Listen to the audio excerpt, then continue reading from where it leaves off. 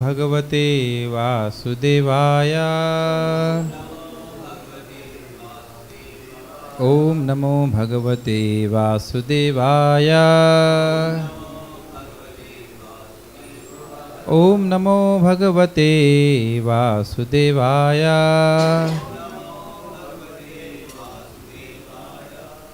हम लोग पढ़ रहे हैं श्रीमद् भगवद गीता यथारूप से अध्याय 12 भक्ति योग श्लोक क्रमांक 1।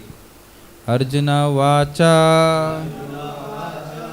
एवं सततयुक्ता ये भक्तास्त्वां पर्युपासते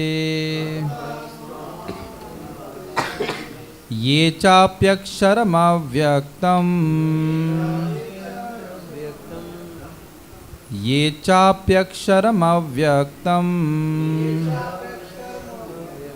तेषां के योगवित्तमाः।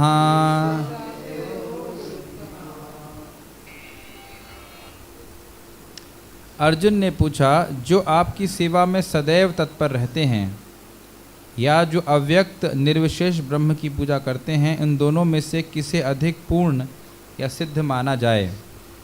यहाँ पे एक शब्द आप देख सकते हैं, पर्युपासते, मतलब बढ़िया से उपासते। उपासते मतलब ऐसा नहीं है कि कुछ समय थोड़ी देर उपासना किया और फिर भगवान की सेवा में नहीं लगे। तो पर्युपासता मतलब मन से, वचन से, कर्मों से लगातार कृष्ण की सेवा में लगे रहते हैं, वो श्रेष्ठ हैं या फिर जो लोग ब्रह्म का ध्यान करते हैं वो श्रेष्ठ हैं। ये प्रश्न है, ये बहुत महत्वपूर्ण प्रश्न है, क्योंकि प्रायः लोग सोचते हैं कि भक्ति तो मूर्ख लोगों के लिए है, माताजी लोगों के लिए है, जिनके पास कोई दर्शन शास्त्र समझने की शक्ति नहीं होती है। लेकिन इस प्रकार से यहाँ पे इसको क्लियर कर रहे हैं, योग वित्तमः। तात्पर्य, अब तक कृष्ण साकार, निराकार एवं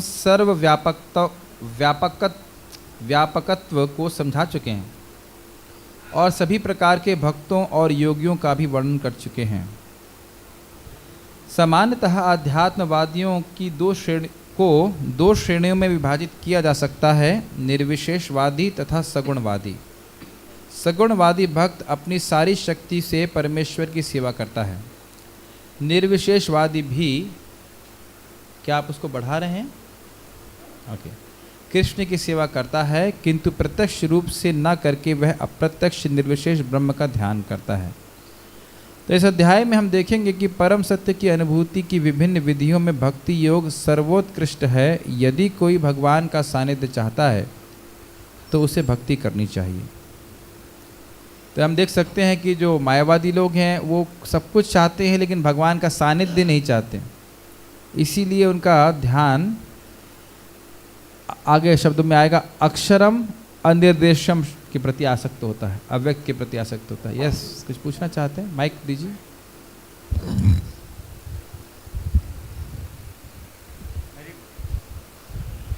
यहाँ पे बोला गया है कि जो निर्विशेषवादी है वो लोग ब्रह्म का ध्यान कर भगवान का सेवा करते हैं। तो निर्विशेषवादी तो लोग भगवान को कोई फॉर्म को मानते नहीं, वो लोग कैसे सेवा करते हैं?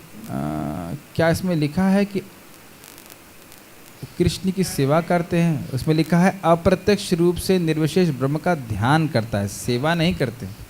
सेवा एक व्यक्ति की जाती है, आपको थोड़ा ध्यान देना चाहिए।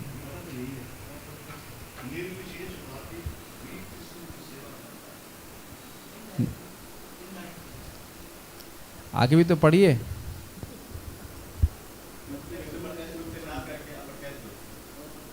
तो समझ लेना चाहिए कि किसकी सेवा करता है। जैसे आप कहें कि नहीं, कान पकड़ने की वाली बात नहीं है। बात यह है, जैसे कहेंगे अरे भाई सूरज निकल आया है, जरा सूरज में चले जाओ। क्या अर्थ है? सूरज में चले जाओ, सूर्य की किरण में चले जाते हैं, तो यानी सूर्य की किरणों में सामने आ गए तो सूर्य के संपर्क में आ गए। ऐसे ही निर्विशेष ब्रह्म की पूजा करने वाले या उनमें आसक्त रहने वाले वस्तुतः भगवान की संपर्क में हैं। उनकी बाह्य नहीं कहना चाहिए, उनकी जो क्या तेज उसके संपर्क में, लेकिन भगवान के संपर्क में नहीं है। ओके, इस अध्याय में हम देखेंगे, हाँ, भक्ति योग सर्वोत्कृष्ट है। जो लोग भक्ति के द्वारा परमेश्वर की प्रत्यक्ष सेवा करते हैं वे सगुणवादी कहलाते हैं। प्रत्यक्ष सेवा का अर्थ है भगवान को खिला सकते हैं, भगवान को झूला झुला सकते हैं, भगवान के लिए गा सकते हैं। ये सारी सेवाएं भगवान के लिए हम जो कर सकते हैं, जो आध्यात्मिक जगत में सेवा करते हैं वो सारी सेवाएं यहाँ पे कर सकते हैं। भगवान के विग्रह के द्वारा ये लाभ प्राप्त होता है। जो लोग निर्विशेष ब्रह्म का ध्यान करते हैं वे निर्विशेषवादी कहलाते हैं। निर्विशेष मतलब कुछ विशेष नहीं है, कोई स्पष्ट रूप से भगवान नहीं है और सब लोग केवल ब्रह्म है, ब्रह्म ज्योति है, कोई स्पेशल नहीं है। यहाँ पर अर्जुन पूछता है कि इन दोनों में से श्रेष्ठ कौन है, कौन श्रेष्ठ है। यद्यपि परम सत्य के साक्षात्कार के अनेक साधन हैं, किंतु इस अध्याय में कृष्ण भक्ति योग को सबों में श्रेष्ठ बताते हैं। यह सर्वाधिक प्रत्यक्ष है और ईश्वर का सानिध्य प्राप्त करने के लिए सबसे सुगम साधन है। सुगम का अर्थ ये नहीं होता है कि, सुगम का अर्थ ये नहीं है कि हीन। जैसे खेत से, क्षमा कीजिएगा, चावल प्राप्त करने का सबसे सुगम साधन क्या है? व्यक्ति खेत में बीज डाले और बहुत सारे बीज प्राप्त कर सकता है। इसका अर्थ ये नहीं कि वो हीन कारण है, हीन साधन है, वही एक साधन है। आप मेरी बात समझ रहे हैं? फल प्राप्त करने का तरीका क्या है? अगर मैं कहूं कि फल प्राप्त करने का सुगम तरीका क्या है, अब सुगम बोलिए दुर्गम बोलिए, लेकिन एक ही तरीका है। आप बीज डालिएंगे, पेड़ उगेगा और आप फल प्राप्त करेंगे। कोई लेबोरेटरी में तो है ना फल बना सकता है। उसी प्रकार से ब्रह्म की उपासना करने वाले भगवान को प्राप्त नहीं करेंगे। आप कहेंगे नहीं, तीसरे चौथे अध्याय में श्लोक में भगवान बोल रहे हैं मुझे प्राप्त करते हैं, मुझे प्राप्त करते हैं अर्थात ब्रह्म को प्राप्त करते हैं, भगवान की प्राप्ति नहीं होती। इससे पहले वाले श्लोकों में बता दिया था भगवान ने, भक्त्या त्वनन्या शक्य अहम एवं विदो जनः, भक्ति के द्वारा ही भगवान को जाना जा सकता है।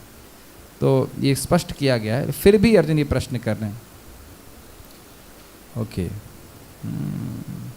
भगवद गीता के द्वितीय अध्याय में भगवान ने बताया है कि जीव भौतिक शरीर नहीं है, वह आध्यात्मिक स्फुलिंग है और परम सत्य परम पूर्ण है। 7वें अध्याय में उन्होंने जीव को परम पूर्ण का अंश बताते हुए पूर्ण पर ही ध्यान लगाने की सलाह दी है। किसी को याद है श्लोक? मय्यासक्तमना पार्था योगम युञ्जन मदाश्रया, ये बताया। और दूसरा बताया अपरिमितस्त्वन्याम प्रकृतिम विद्धि में पराम, जीवात्मा भगवान की अपरा शक्ति के अंश हैं और उन्होंने बोला कि अपने मन को मुझ में लगाओ तो समझ पाओगे। पुनः 8वें अध्याय में कहा गया है कि जो मनुष्य भौतिक शरीर का त्याग करते समय कृष्ण का ध्यान करता है वह कृष्ण के धाम को तुरंत चला जाता है।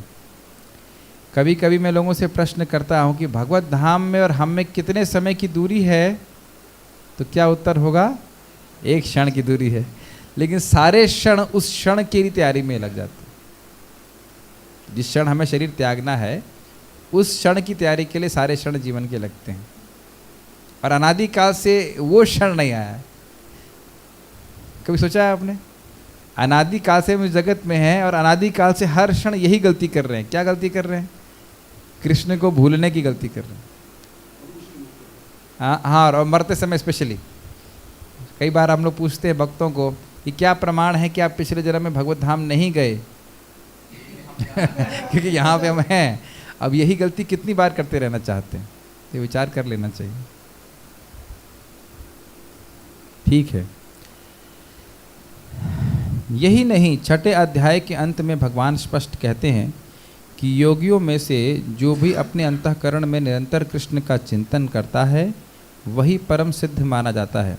इस प्रकार प्रायः प्रत्येक अध्याय का यही निष्कर्ष है कि मनुष्य को कृष्ण के सगुण रूप के प्रति अनुरक्त होना चाहिए, क्योंकि यही चरम आत्म साक्षात्कार है। आज भी इस बात को बोला जा रहा था, जब तक सत्व हमारा हृदय शुद्ध नहीं होता है तो हम भगवान के रूप की धारणा अपने हृदय में नहीं कर सकते हैं। या जितनी मात्रा में हृदय शुद्ध हुआ है उतनी मात्रा में हमारा मन आसक्त होगा। तो जिस आप समझ सकते हो, जिन लोगों का भगवान के रूप के प्रति आसक्ति नहीं है उनके हृदय में कहीं ना कहीं अशुद्धि है। इसी कारण भगवान के रूप के प्रति आसक्ति नहीं है।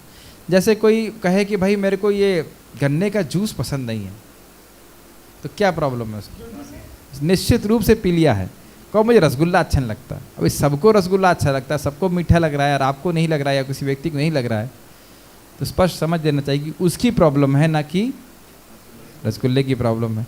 तो अगर भगवान कृष्ण को पसंद नहीं कर रहा है और ब्रह्म ज्योति के प्रति आसक्त है, तो मतलब अभी उसकी हृदय में सफाई की बहुत आवश्यकता है।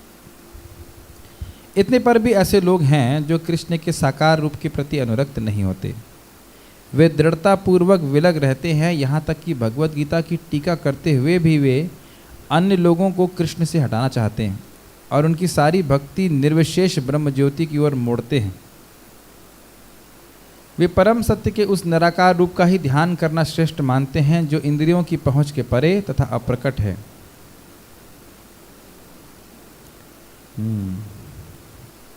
इंद्रियों की पहुंच के परे, इसमें श्रील विश्वनाथ चक्रवर्ती ठाकुर एक टीका में कहते हैं कि जो चीज़ आगे आएगी, वैसे तो ये बात कि जो चीज़ इंद्रियों के परे है उसका ध्यान कैसे करेंगे आप। इसीलिए आगे भगवान बोलेंगे क्लेश बहुत होता है।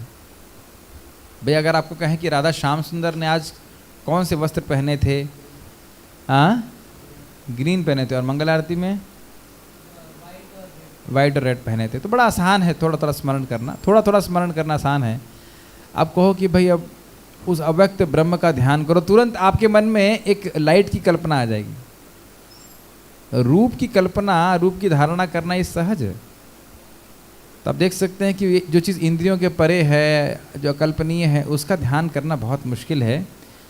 तो इसलिए फिर भी लोग ऐसे आसक्त रहते हैं, तो क्या बोला जा सकता है।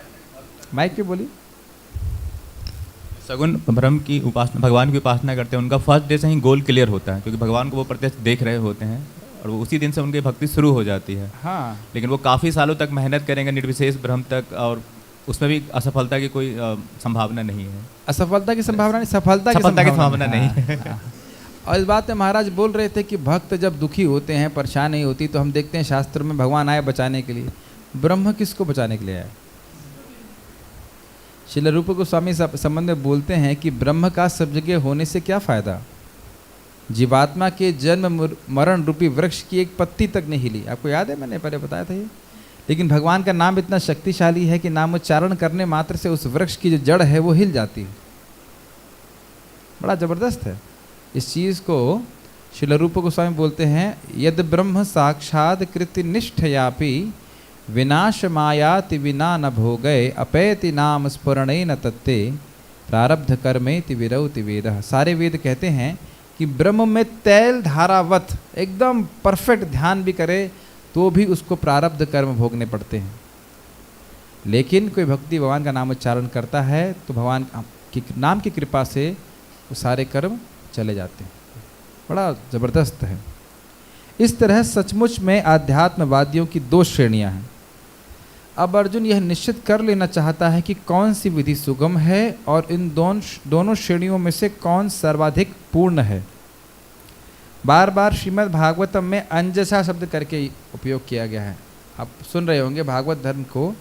और तीसरे स्कंद में भी जब भागवत धर्म के बारे में कपिल देव से माता देवाहुति पूछती हैं तो भी कहती हैं अंजसा, मैं तो स्त्री हूँ, आसानी से कैसे प्राप्त कर सकती हूँ आपको। और आपको याद हो वसुदेव जी भी यही प्रश्न करते हैं कि हम गृहस्थ हैं, हम आसानी से कैसे प्राप्त कर सकते हैं। और हम लोग भी कह सकते हैं, हम लोग कलयुग के लोग हैं, हम कैसे आसानी से प्राप्त कर सकते हैं। बार बार आसानी से प्राप्त करने के लिए किसको बोला जा रहा है, किसको प्राप्त कर सकते हैं, भगवान को। आसान मार्ग पूछा जा रहा है और श्रेष्ठतम वस्तु प्राप्त करने का मार्ग पूछा जा रहा है। तो बुद्धिमान है कि नहीं लोग। आप आसानी से कीजिए और श्रेष्ठ वस्तु प्राप्त हो जाए, ये भी अच्छी बात है कि नहीं। दूसरे शब्दों में वह अपनी स्थिति स्पष्ट कर लेना चाहता है क्योंकि वह कृष्ण के सगुण रूप के प्रति अनुरक्त है, वह निराकार ब्रह्म के प्रति आसक्त नहीं है। वह जान लेना चाहता है कि उसकी स्थिति सुरक्षित तो है। निराकार स्वरूप चाहे इस लोक में हो चाहे भगवान के परम लोक में हो, ध्यान के लिए समस्या बना रहता है क्योंकि ध्यान के लिए ध्येय वस्तु होती है। यह नाम ध्येयम, सुना है आपने शब्द, श्रवणानुकीर्तनाद। नाम ध्येय मतलब जिनका भगवान, जिनके नाम के ऊपर व्यक्ति ध्यान करने से सारी गंदगियों से साफ हो जाता है, मुक्त हो जाता है। तो ध्येय का मतलब क्या होता है, ध्येयम सदा परिभवग्नम मुपोतम तीर्थास्पदम शिवविरंचिनुतम शरण्यम वंदे महापुरुष ते चरणारविंदम से करके। तो भगवान के जो चरण हैं वो ध्येय हैं, मतलब उनका ध्यान करना चाहिए। तो अब पता नहीं क्या ध्यान करते हैं निर्विशेषवादी। आज तक तो आप लोगों को कुछ अनुभव है क्या, कोई यहाँ पे निर्विशेषवाद से आया है? माता जी आई थी, क्या बोल रही थी? अच्छा, पागल हो गई, दिमाग खा गई। हाँ तो ठीक है, इस प्रकार से यही अच्छा है उन लोगों के लिए, पागल ही हो जाए। ओके। वास्तव में कोई भी परम सत्य के निराकार रूप का ठीक से चिंतन नहीं कर सकता। अतः अर्जुन कहना चाहता है कि इस तरह से समय गंवाने से क्या लाभ। अर्जुन को 11वें अध्याय में अनुभव हो चुका है कि कृष्ण के साकार रूप के प्रति आसक्त होना श्रेष्ठ है, क्योंकि इस तरह वह एक ही समय अन्य सारे रूपों को समझ सकता है और कृष्ण के प्रति उसके प्रेम में किसी प्रकार का व्यवधान नहीं पड़ता। अतः अर्जुन द्वारा कृष्ण से इस महत्वपूर्ण प्रश्न के पूछे जाने से परम सत्य के निराकार तथा साकार स्वरूपों का अंतर स्पष्ट हो जाएगा। कहने का अर्थ ये है कि जब भगवान को व्यक्ति साक्षात्कार करता है तो ब्रह्म और परमात्मा का साक्षात्कार अपने आप हो जाता है, उसको अलग से प्रयास करने की जरूरत नहीं। एक थोड़ा सा टफ प्रश्न करेंगे। अन्याभिलाषिता शून्यम ज्ञान कर्मादि अनावृतम में ज्ञान कर्मादि अनावृतम का में ज्ञान आवृतम का अर्थ क्या है? एक ही भक्त को पता है। इसका संबंध यहाँ के श्लोक से है, इसलिए मैं पूछ रहा हूँ। चलिए पहले हम अनूप सर को। निर्विशेषवादी की उपासना करना। निर्विशेषवादी की उपासना करना, निर्विशेष का उपासना करना। उससे कैसे हमारी भक्ति पे आवरण हो जाएगा? हाँ तो भगवान को फॉर्मलेस समझ रहा है ना, भगवान को फॉर्मलेस समझ रहे हैं, तो फिर आगे सेवा कैसे करेंगे? क्यों, क्या दिक्कत है? एक पर्सन हो, एक पर्सनैलिटी होना चाहिए सेवा करने के लिए। ठीक है, पूरा सही बोल रहे हैं। और बताइए, पूरा कंप्लीटली बताइए। जो जीव है वो शाश्वत है, हाँ सच्चिदानंद है। ठीक है। तो जो जीव, जैसे हम यहाँ पे अगर सेवा करेंगे तो सब टेम्परेरी है। हाँ। तो जीवात्मा भी किसी की सेवा करना चाहते हैं जो खुद शाश्वत हो और हमेशा के लिए हो। तो हम भगवान की सेवा इसलिए करते हैं क्योंकि अगर हम निर्वेशी करेंगे तो हमारी बाधा आएगी। तो क्या बाधा आएगी?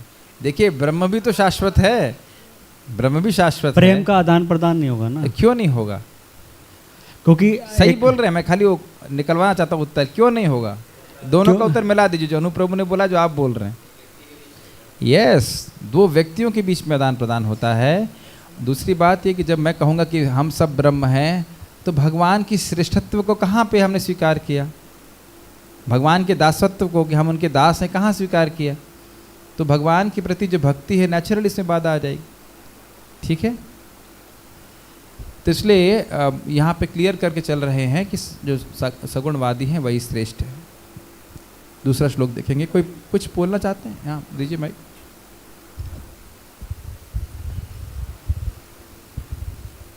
इस तात्पर्य में जो ये आया कि योगियों में सर्वोच्च योगी है, वो भगवान कृष्ण का निरंतर चिंतन करता है। यस।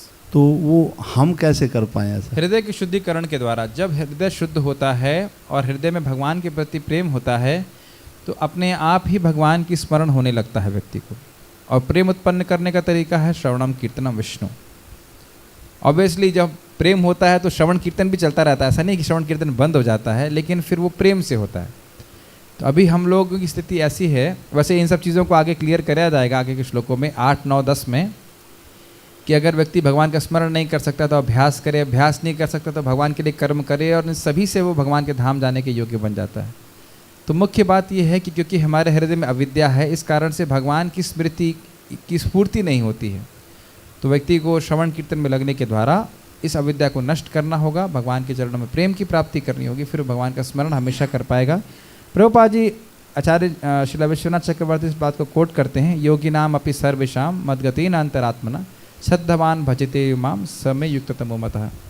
तो युक्ततम व्यक्ति वो है जो लगातार कृष्ण का स्मरण हृदय में कर रहा है। जैसे माता यशोदा वो दही मस्ती रहती थी तो वो चिंतन करती रहती, गोपियाँ खाना भी बनाती रहती थी तो वो चिंतन करती रहती थी। पॉइंट ये है कि वो उनके पास ये प्रॉब्लम नहीं है कि वो कृष्ण के चरणों में प्रेम नहीं है। प्रभुपाद जी इसको इंट्रोडक्शन में समझाते हैं कि there has to be a sense of love, प्रेम का भाव होना चाहिए, तब व्यक्ति हमेशा अपने कार्यों को करते हुए भी कृष्ण का स्मरण कर पाएगा।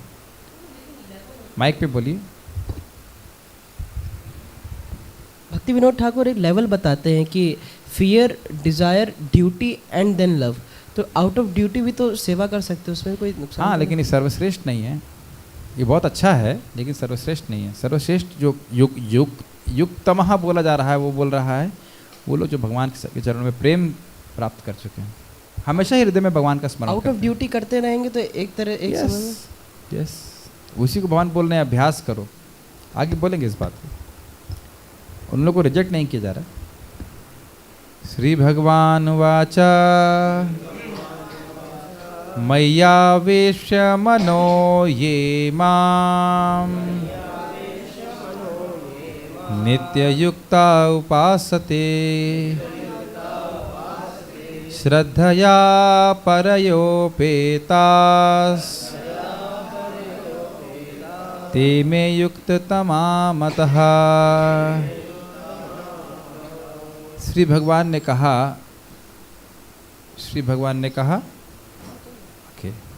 जो लोग अपने मन को मेरे साकार रूप में एकाग्र करते हैं और अत्यंत श्रद्धापूर्वक मेरी पूजा करने में सदैव लगे रहते हैं, वे मेरे द्वारा परम सिद्ध माने जाते हैं। बहुत सुंदर लाइन है, कुछ शब्दों पे विचार करेंगे। श्रद्धा का अर्थ क्या है? श्रद्धा का अर्थ है जब हम भक्ति की क्रियाओं में लग रहे हैं तो व्यक्ति को विश्वास होना चाहिए कि इससे भगवान प्रसन्न होंगे। तो कृपया रिपीट करें। मैं आपका नाम भूल रहा हूँ, गोपाल, क्या नाम सा नाम है? हरि गोपाल, अतुल गोपाल प्रभु। श्रद्धा का अर्थ क्या है? कृपया माइक पे बताएं। व्यक्ति को विश्वास होना चाहिए कि भगवान इससे प्रसन्न हो रहे। यस, ये बहुत इंपॉर्टेंट बात है और इसी उद्देश्य से वो भजन करता है। अनुकूलेन कृष्णानुशीलनम, ये बहुत ही गंभीर बात है। आपको बहुत सिंपल सी बात लग रही होगी। चाहे हम नाम जप कर रहे हों, चाहे हम भगवत गीता की चर्चा कर रहे हैं, चाहे हम प्रसाद ग्रहण कर रहे हैं, चाहे मंदिर की सफाई कर रहे हैं, कुछ भी कार्य कर रहे हैं, अगर ये विश्वास किसी का टूट गया कि कृष्ण से प्रसन्न हो रहे हैं तो उसकी भक्ति बड़ी रूखी सी हो जाती। या फिर वो कॉन्शियस नहीं इस बात के लिए, तो वो नियम आग्रह में फंस जाएगा, अर्थात बस कर रहा है कि करना है। तो ये एक लाइफ है भक्ति की, कृष्ण को प्रसन्न करने की इच्छा। कृष्ण एक व्यक्ति हैं, खाली कंसेप्ट मात्र नहीं है, फिलोसफिकल कंसेप्ट ऑफ कृष्णा। ये बात आप समझ रहे हैं? एक दार्शनिक तथ्य मात्र नहीं है भगवान, एक व्यक्ति है और व्यक्ति को अच्छे बुरा लगता है कुछ।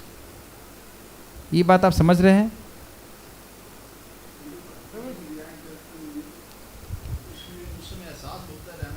एहसास की बात नहीं, विश्वास की बात है। एहसास तो विश्वास के अनुसार होगा। जैसे हम लोग जप कर रहे हैं तो हम लोग निश निश नाम नाम निश निश नाम नाम कर सकते हैं, तो क्या निश निश नाम नाम से कृष्ण कृष्ण कृष्ण प्रसन्न हो जाते हैं? तो जब हम निश निश नाम नाम कर रहे हैं, अर्थात हम लोग खाली संख्या पूर्वक पूरी करने के चक्कर में, संख्या से भगवान प्रसन्न नहीं होते। मेरा कहने का अर्थ है जब निश निश नाम नाम वाली शंका की जाती, ऐसा नहीं बोल रहा हूँ संख्या का महत्व नहीं है। हरे कृष्ण, आगे क्या था? कृष्ण कृष्ण हरे हरे, हरे राम राम राम हरे हरे। तो ये पूरा बोलेंगे, संख्या पूरी करेंगे तो भगवान प्रसन्न होंगे, लेकिन ये निश निश नाम नाम करते रहेंगे तो नहीं होंगे। ये निश निश नाम नाम खूब चलता है कि नहीं चलता? निश निश निश निश निश, और हमें लगता है कि माला घूम रही। माला घुमाने से क्या होगा अगर कृष्ण कृष्ण नहीं निकल रहा है? मैं नहीं कह रहा हूँ कि हृदय से निकल रहा है, जीभ से भी तो कृष्ण कृष्ण निकलना चाहिए। प्रभुपाद जी इसको बोलते हैं, अगर आपको लग रहा है मैं अपने मन से बोल रहा हूँ, कि बहुत बार भक्त लोग एक हिसिंग साउंड प्रोड्यूस करते हैं, पूरे टाइम चलता रहता है, तो प्रकृति कैसे होएगी? इंद्रियों से, यहाँ पर लिखा हुआ ना बड़े श्रद्धा के संग कि मैं भगवान का नाम उच्चारण कर रहा हूँ, उससे भगवान प्रसन्न होंगे, तो बड़े स्पष्ट उच्चारण करने का प्रयास करना चाहिए। तो उस समय जैसे अभी आप कह रहे हैं कि भगवान प्रसन्न होंगे, ये बात जहन में रहनी चाहिए। यस, और उनको प्रसन्न करने की भावना से हमें अच्छे से अच्छा करने का प्रयास करना चाहिए। जैसे कभी कभी बोलते हैं अरे नमक कम हो जाएगा तो कोई बात नहीं, बाद में डाल देंगे, कृष्ण खा लेंगे उसके बाद में डाल देंगे, तो इसका क्या अर्थ है? इस भगवान को प्रसन्न करने की भावना नहीं है। ये अगर फल भी काट रहा है तो फल का गंदा संदा, अरे डालो बाद में धुल लेंगे या खा लो। जो मुझे क्या बात हो रही थी कहीं पे, तो मैंने सुना था कि फल खट्टे थे या क्या थे, कुछ तो था। एक फल हम बाली में प्रसाद दे रहे थे और एक फल बड़ा ख़राब निकला, तो हमने कहा, मैं तो उसको रिजेक्ट कर दिया हमने, लेकिन बाकी सारे फल भी तो भगवान को भोग लग गए होंगे। तो कभी कभी भक्त, ऐसे तो भक्त लोग प्रेम से सेवा करते हैं, लेकिन कभी कभी इस प्रकार की गलती करते हैं।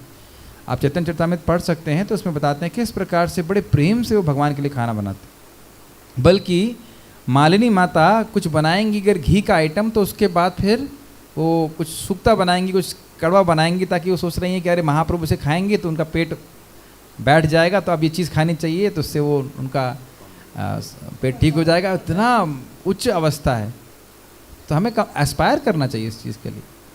तो हम चाहे नाम जप कर रहे हो, चाहे कीर्तन कर रहे हो, चाहे कुछ भी कर रहे हैं, उद्देश्य यही होना चाहिए, वी शुड बी कॉन्शियस कि भगवान से प्रसन्न हो रहे हैं। इसी का लक्ष्य मतलब ही है श्रद्धा। तात्पर्य जैसे वो भी बोला गया, श्री विग्रह श्रद्धाय सेवन, खाली श्री विग्रह का सेवन नहीं, श्रद्धा से सेवन करना कि भगवान हैं और मैं भगवान की सेवा कर रहा हूँ। नहीं तो कहेगा अरे प्लास्टिक रोज रोज फूल बदलना से अच्छा है प्लास्टिक के फूल लगा देना चाहिए, वो प्रैक्टिकल है। लेकिन वो प्लास्टिक का भोग भी लगाओगे क्या?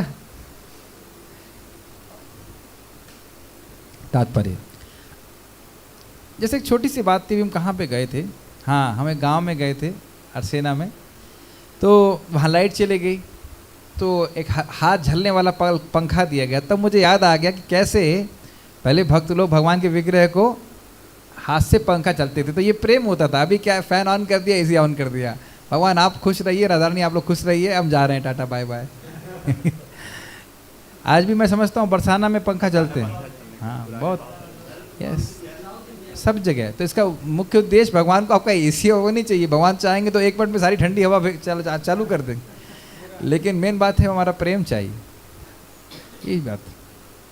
इसके लिए बाहर के बने हुए भोजन पदार्थ भगवान को भोग नहीं लगाने चाहिए। ठीक है वो आपका कर्म भगवान नाश कर देंगे उसमें, लेकिन आपका प्रेम नहीं बढ़ता है इस प्रकार से। अपने हाथ से कुछ बना करके कुछ जब भगवान को अर्पित किया जाता है तो वो सच्चा प्रेम होता है। तात्पर्य अर्जुन के प्रश्न का उत्तर देते हुए कृष्ण स्पष्ट कहते हैं कि जो व्यक्ति उनके साकार रूप में अपने मन को एकाग्र करता है और जो अत्यंत श्रद्धा तथा निष्ठापूर्वक उनकी पूजा करता है, उसे योग में परम सिद्ध मानना चाहिए। सिद्ध मानना चाहिए, बहुत सुंदर बात है। अर्थात उसकी श्रद्धा अब पूर्णता को प्राप्त कर चुकी है। इस चीज़ को श्रील विश्वनाथ चक्रवर्ती ठाकुर जी अपनी टीका में कहते हैं कि बहुत सुंदर बात वो कहते हैं कि जो श्रद्धा, हाँ, सात्विकी आध्यात्मिकी श्रद्धा कर्म श्रद्धा तु राजसी तामसी अधर्मे या श्रद्धा मत सेवायम तु निर्गुणा। कि आध्यात्मिक जीवन के प्रति जो श्रद्धा निर्देशित होती है वो सात्विक होती है, जो बहुत फल प्राप्त करने के लिए कर्म कांड में जिसकी बहुत रुचि होती है वो राजसिक श्रद्धा होती है, और जो अधर्म में जिसकी श्रद्धा लगती है वो निर्गुण श्रद्धा होती है। चेक कर रहा था, ठीक है, तामसिक होती है। लेकिन जो श्रद्धा भगवान की सेवा के प्रति होती है वो निर्गुण होती है। तो हमने 3 श्रद्धाओं का विचार किया। सात्विक श्रद्धा किधर लगती है, भूल गए? वाह वेरी नाइस, अभी तो बताया। सात्विक श्रद्धा अर्थात आध्यात्मिक जीवन में रुचि, राजसिक श्रद्धा अर्थात कर्म कांड में बहुत रुचि, और तामसिक श्रद्धा अर्थात निर्गुण अवस्था, अधर्म की तरफ, और निर्गुण श्रद्धा अर्थात भगवान की सेवा में। तो इसीलिए भगवान बोल रहे हैं जो श्रद्धा से भगवान की सेवा कर रहा है वो निर्गुण अवस्था में है, वो सर्वश्रेष्ठ अवस्था में। बहुत सुंदर बात, ठीक है। एक और बात इसमें बता रहे हैं, परियोपेतास पे बता रहे हैं कि जो अनन्य भक्त हैं, जिनकी भक्ति ज्ञान और कर्म से मिश्रित नहीं है, वो लोग युक्ततम हैं। यहाँ पे इस बात को समझा रहे हैं, ठीक है। आगे पढ़ लेते हैं। तो श्रद्धा के बारे में हमने चर्चा किया, एक कि भगवान इससे प्रसन्न होते हैं, दूसरा उसकी भक्ति में ही श्रद्धा है, अर्थात साधन के रूप में और साध्य के रूप में, अर्थात भक्ति ही प्रेम भक्ति उसका लक्ष्य है और साधन उसको प्राप्त करने का भक्ति ही है। ये इस प्रकार की श्रद्धा है उसकी। और हमने 4 प्रकार की श्रद्धा का वर्णन सुना। जो इस, मैं फिर से रिपीट करूंगा, सिद्ध मतलब समझ रहे हैं, जैसे आलू सिद्ध होने का अर्थ समझते हैं आप? कोई बंगाली यहाँ पे है नहीं अभी? हाँ बंगाली। आप समझते हैं आलू सिद्ध हो गया है, इसका अर्थ क्या है? आलू परिपक्व हो गया, पक गया, ये होता है आलू सिद्ध होने का। तो इसी तरह श्रद्धा पकती है या परिपक्व होती है धीरे धीरे कई जन्मों की तपस्या को लेकर के। बहुनाम जन्मनाम अंते ज्ञान वाम माम प्रपद्यते वासुदेव सर्वमति स महात्मा स दुर्लभ। तो क्या हुआ है उसमें? कई जन्मों में क्या किया और क्या हो गया उसको? बहुनाम जन्मनाम अंते ज्ञानवान माम प्रपद्यते। तो पहले क्यों प्रपद्यति नहीं हुई? क्यों भगवान के शरणागत नहीं हुआ? स्पष्ट है उत्तर अब।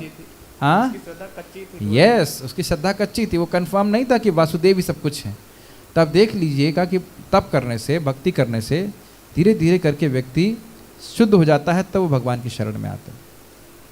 तो यानी जो कोई व्यक्ति भगवान की शरण में आया हुआ है, भजन कर रहा है, तो फिर वो उसे सिद्ध मानना चाहिए।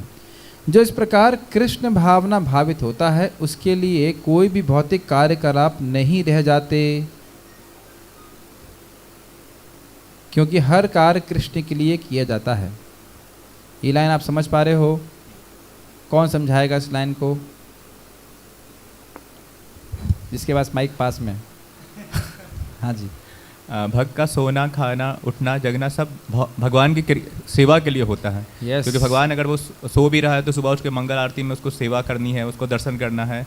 Yes. वो खा भी रहा है तो भगवान को भोग लगा के खा रहा है, तो उसकी हर प्रत्येक क्रिया जो है भगवान की Yes. सेवा के लिए होती है, और इस कारण से वो सारी क्रियाएं जो है वो आध्यात्मिक हो जाती है। बहुत अच्छा, क्योंकि देखिए प्राय लोग पूजा पाठ करते हैं सुबह 10-15 मिनट और बाकी अपना काम करते कि नहीं शॉप्स पे। लेकिन यहाँ पे इस प्रकार के भक्त का वर्णन नहीं है। यहाँ पे जो भक्त हैं वो लगातार भगवान की सेवा में लगे हैं, हर क्रिया को भगवान की सेवा में लगाए रखते हैं। इसीलिए लिखा है पर्योपेतास्ते में, और नित्य युक्त, लगातार भगवान की सेवा में लगे हुए। ओके। शुद्ध भक्त निरंतर कार्यरत रहता है, कभी कीर्तन करता है तो कभी श्रवण करता है, या कृष्ण विषय कोई पुस्तक पढ़ता है, या कभी कभी प्रसाद तैयार करता है, या बाजार से कृष्ण के लिए कुछ मोल लाता है, या कभी मंदिर झाड़ता बुहारता है तो कभी बर्तन धोता है। वह जो कुछ भी करता है कृष्ण संबंधी कार्यों के अतिरिक्त अन्य किसी कार्य में एक क्षण भी नहीं गंवाता। ऐसा कार्य पूर्ण समाधि कहलाता है। धी मतलब बुद्धि, तो समाधि का अर्थ है उसकी बुद्धि हमेशा कृष्ण के लिए कर्मों को करने में लगी रहती है। तो इस प्रकार का अभ्यास भक्त को करना चाहिए। भक्त को खुद भी देखना चाहिए कि वो किसी न किसी रूप से कृष्ण की सेवा में हमेशा लगा रहे। उसका सेवा का प्रारूप अलग हो सकता है। प्रभुपाद जी संबंध बड़ा सुंदर बोलते हैं। वो कहते हैं हम लोग इतने शूद्र हैं, इतने छोटे हैं, किसी कोई फ़र्क नहीं पड़ता है कि हम क्या सेवा कर रहे हैं। भगवान बस ये देखते हैं कि भक्त हमारी सेवा में लगा हुआ है। और ये नम्र भावना हमारे हृदय में होनी चाहिए कि हम कोई बहुत बड़ी सेवा नहीं कर सकते हैं, लेकिन हम सुरक्षित हैं क्योंकि हम कृष्ण की सेवा में लगे हुए हैं। ठीक है, कोई प्रश्न करना चाहते हैं? सेवा कोई छोटी बड़ी नहीं होती। सेवा ना नहीं, अच्छा संबंध में बोला जाता है, ना तो कोई सेवा बहुत बड़ी होती है और ना कोई बहुत छोटी होती है। ये बात समझ में आ रही है आपको? कोई भी सेवा ना तो बहुत बड़ी होती है और ना बहुत छोटी होती है। इस पे हम लोग कोई टीका नहीं लेंगे, आप लोग विचार कीजिएगा इसका अर्थ। कहा जाता है कि ना कोई सेवा छोटी होती ना कोई बड़ी होती है, उसके पीछे भावना क्या है आपकी, ये महत्वपूर्ण है। आप झाड़ू भी लगा रहे हो तो आपका इंटेंशन क्या है, ये सबसे ज़्यादा इंपॉर्टेंट है। गिलहरी और हनुमान जी का उदाहरण है, बहुत सारे। मेन बात है कि किस भावना से हम उसको कर रहे हैं। ठीक है, हम यहाँ रुकेंगे।